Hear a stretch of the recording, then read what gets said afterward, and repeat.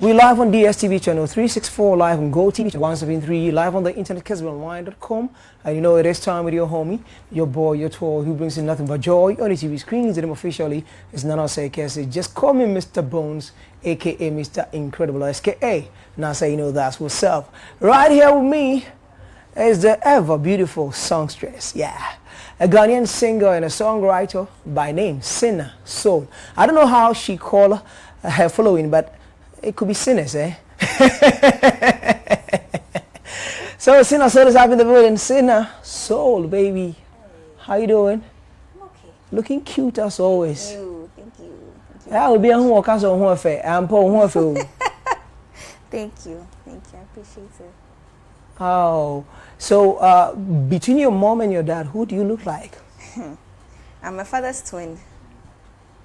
A twin to your father? Yeah. I look exactly like my father. And yeah, oh, but they're refusing to graduate. Yes, it's true. It's true. So now, after Vodafone Icons Yeah. in 2014, Yeah. like that was when people actually got their eyes on you. But I know the story started before that. Tell us about it. Cina Soul, your journey into music, how did it start for you? So I've always known I could sing because my dad can sing, but it wasn't like a professional singer, no. He was singing in church, he was an elder, so one of those things, but I've always known that the voice was there, but I didn't know that I wanted to be a singer, I wanted to be an artist. Growing up, I wanted to be a lawyer and a psychologist. So I found music, or let me say, music found me when I got to uni, and I went for Vodafone Icons, because before that I wasn't singing at all. So my very, very first time I started singing in front of people was actually Vodafone Icons. So music was something that was found in the home with you? Yes, yes, yes. I knew I could sing when I was young, but it wasn't something that I wanted to pursue when I was that age. So how was growing up for Cina Soul like? Growing up? Yeah. I come from a very, humble home. My mom, my dad. I have a big sister and a younger sister, so we're all three girls. And I went to the youngsters for JHS, and I went to Brie Girls. Then I went to Legon, and then yeah, that's my life. So did your music or your interest in music, talking about, you said after Vodafone Icons, there is something that will trigger that thing. Somebody who will tell you, no, you can do it, do this thing. Yeah, so it was, truthfully, Vodafone Icons, I didn't want to go. It was my friends that forced me to go. Well, now for a show, so called by force. By force. I won't lie. I didn't want to go because, like I said, I was actually very shy to sing in front of people. So they asking me to go on live TV in front of the whole Ghana to go and sing. That was a big deal for me. I was scared, but eventually I went to the audition. I thought I would even make it through to the audition, but I made it all the way to the finals. And I think that was the moment I realized that, wait, if I can make it all the way here, then maybe I can be an artist. Maybe there's something special that, I have to give.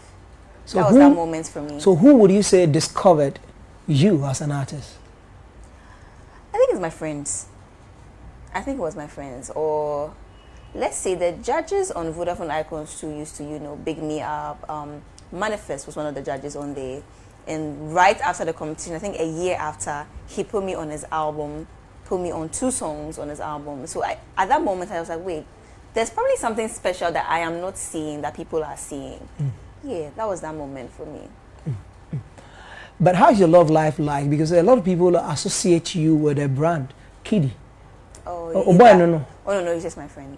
Just your friend? Yeah, it's just... And you will crack comes, you think say Kidi did not or something? You see, that's why I brought that in, because for the longest time, after me and him did a song together, and we did his movie, there was so much rumors of me and him being in a relationship, and I've said it so many times that we're not. We're just purely very good friends. We went to Legon together, so we've been friends for a very long time. Yeah. So like you vibe like that? Exactly. We have that connection. We vibe, we talk. We're like best friends. Like, we're very, very close. So like when we are together, you can easily think there's something, but it's just because we've known each other for a long time. But yeah, for like maybe 8 years. For a long time. So how is your love life like? How's my love life like? Normal. How was your life? Let's not tell me about yours, and I'll tell you about mine. Oh, also like finding yourself as a beautiful songstress like yourself, and people are trying to tag you with other males in the industry. Sometimes one really a bit putty people who may have interest in even moving forward to you. Who told you? And that's amount for bound.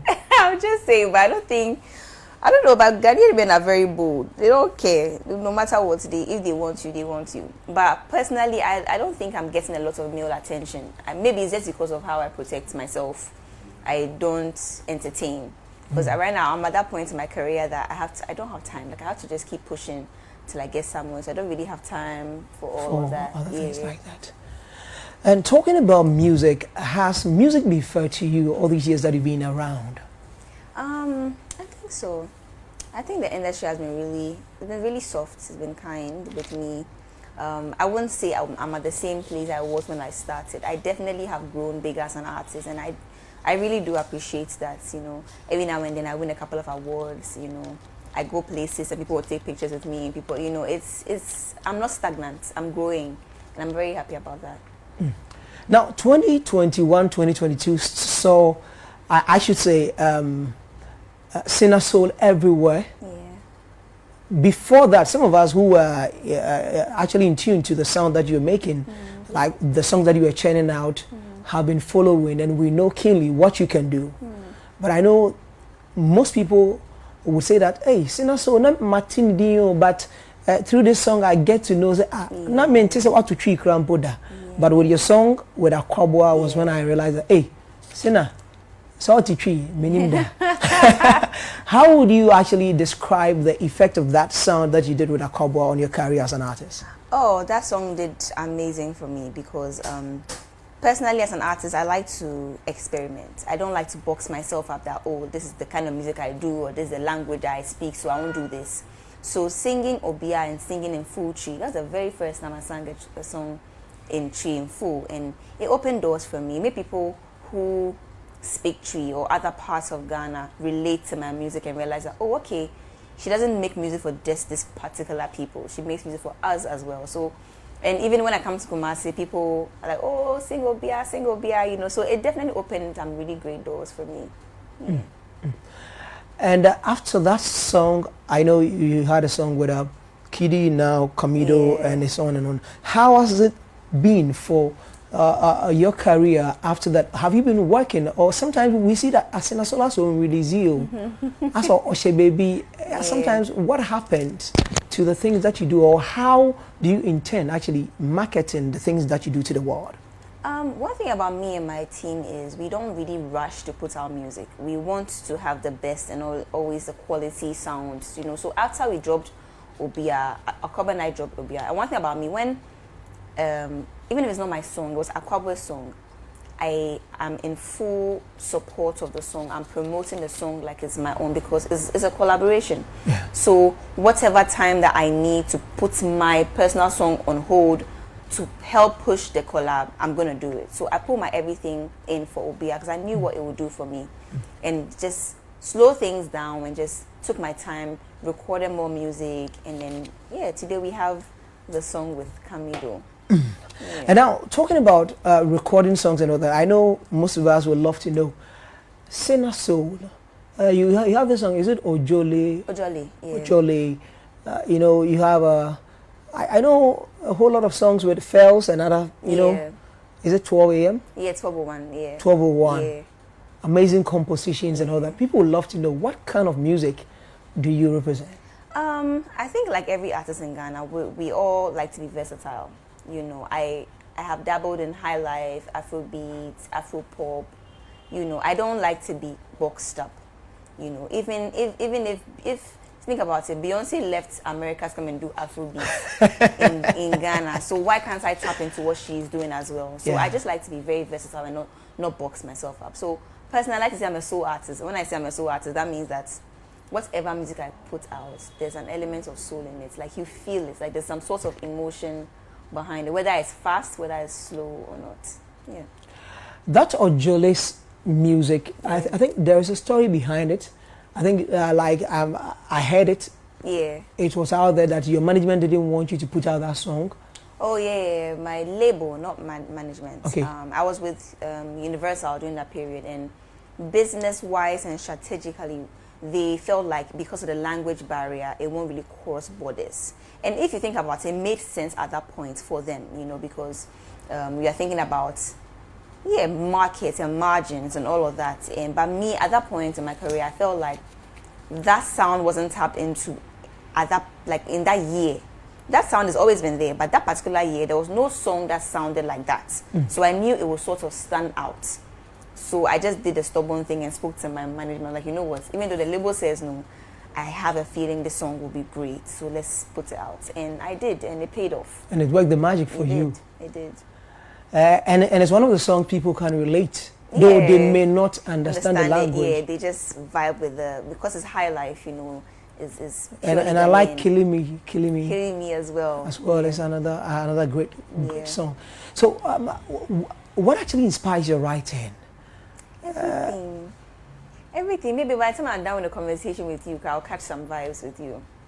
Yeah, everything. Then let's vibe. 2022 vibe. I like that. You know, so 2022 vibe. You know, everything. Conversations I have with my friends. We talk about some story. Maybe then some boy does something. I just pick all these little things and then, you know, I make them into a song. Sometimes it might be things I see online, some trending stories, my family. Yeah, everything that comes to me, I just put in a song. What do you think has been the challenge to you as an artist? What has been the challenge? I think music in itself is a very hard task. You know, it's very, very hard a career path to choose because personally, I used to be very shy. I think I'm still a little shy. And if you want to be a musician, you have to learn to be confident, number one. And you need to be, you have to be bold in front of the camera. And normally, people are camera shy. Normally, people have stage fright, you know. And building that confidence has not been easy because, like I said, I see my family, I'm the quiet one. So it's even surprising that I'm the one that's the artist today. You know, so I think among the three, I'm always the one that's in my corner. But funny enough, I'm the artist and I'm the one doing all these things. And like I said, like just building confidence and being bold and believing in yourself is easy to say, but actually doing it is very hard. It's very hard. I know most artists are sometimes moved by awards and other things. To you, I know very well that probably being nominated, sometimes you feel that, oh, then I'm being rewarded for the things that I know I can do. But do you get disappointed or devastated at a point when you don't win awards that you're nominated for? I don't think I get disappointed or devastated. No. I think, like you said, when I get nominations, I usually appreciate them, you know. But the thing is, sometimes when you put so much work into something, you know, you want some sort of, not even you, sometimes the people that put the work in, like my management, they're like, nah, artists should have got this, but maybe I'm calm. Because I know I want to work harder, but sometimes it's just your family and your friends' expectations for you that it makes you a little, you know, some type of way. But personally, I'm okay. If I win or I don't win, I'm usually okay with, you know, the recognition, the fact that I was nominated, I'm okay with it. Yeah. Most of the time. Do pressures from management, friends and family put pressure on you? Oh, after being an artist, you get pressure from everywhere. You just have to be strong. See, being an artist, you have to be so mentally strong that nothing can shake you. You know, family, and the thing is, family and management is usually from a place of love. They want to see you win. They want to see you there. They see others on these big stages. They want to see you there. So they're like, oh, we wish, you know, it's all from a place of love. And online to people that love you and are your fans. You just want, most of the time, pressure is from a place of love. So I know how to deal with it and like not let it make me feel any sort of negative way or anything. Yeah, it's a good type of pressure. Yeah. I know you've been a very good songwriter, and for the songs that you've been churning out and all that, people can see that no, a lot goes into this. Yeah. It's not only for the masses purported to be, but it is for building a very formidable catalog for yourself as an artist. When you go back into your discography and you look at where you've got into, how does it make you feel? It makes me feel so good. Today I heard a song that I probably did about 4 to 5 years ago, or maybe about 6 years ago actually. It was a cover of a bunch of songs, like a mashup, and I was hearing it back, and I'd not listened to it in so long, and I was like, wow, I did this how many years ago? And the sound was quality, the voice sounded great, you know. It makes me feel very, very proud, and I can tell the growth. Like if I listen to my very first single and this current song, I can tell there's growth in my voice and the things I can do, the skills I can do, and I'm just really proud that I haven't been at one place. I've just developed all around, like over the years. Writing, I know it's a key element to this Being an industry. artist, yeah. Like, do you envisage writing for other artists, probably getting to do more than just putting your voice to sing? Oh yeah, I actually have written for an artist before. I won't say her name, but I have written for a couple of artists before, and I enjoy songwriting. If it's not for me, I don't mind writing for someone else. I think Thames just wrote a song for Rihanna. Yeah. You know, that is amazing. Imagine me writing a song for Beyonce, Rihanna, all these artists that I look up to. That would be lovely. That would be like a dream come true. You know, yeah. That is the dream. Yeah, that's the dream. That's the dream. So, looking at what you've been doing and the future ahead of you, I know I don't know ask how the future looks like for you, but I know how is the next step for the brand Cina Soul looks like. What's the next step? I'm just gonna keep doing what I do best and putting out quality music. I just released my song Waiting. That's not going to be the end of it. There's a possibility of another drop before the year ends, and all that depends on how far Waiting goes. I just don't want to drop this song and just leave it. No, I want to promote it as far as I want it to go. When I feel like it can stand on its own, I will drop a different song. But for now, we're just pushing, doing my media tour, doing everything possible to grow the brand. I know, like, there are events that you hold in the capital. Yeah. Yeah, this year too, are we experiencing something from Cina Soul? Yes, that's in the works. That's in the works in December. Definitely. Last year I did one at Sandbox, but unfortunately it was going so well and it started to rain, so we had to stop the event. So definitely we're going to redo it again this December. Still outdoor? No. I don't want trouble. Well, I don't want it to rain off again. I don't want any rain trouble. So are we looking at Waiting and other songs that you're churning out? Are we putting together an EP, an album, or how does the future look like for Cina Soul? Yeah, I haven't dropped an album, you know, and I'm looking forward to it. I am definitely working on an album. It's almost done actually. Like I've been working on this album the whole of last year to this year, putting the songs together. Because the thing about me is I just don't want to say, okay, I want an album of 10 songs, so I'm just going to record 10 songs. No, I'll record about 30 and pick the best 10 out of it. So I'm just still recording. Eventually I'll shortlist it and then have my debut album hopefully next year. Yeah. Any features on that? I don't want to ruin the surprise. Yeah. But definitely there will be some really good features on there. Definitely. I don't want to ruin it yet, but definitely. Working with artists always comes with the vibe and the energy between the two artists on a record. Yeah. You and Kidi we've seen a couple of times. Yeah.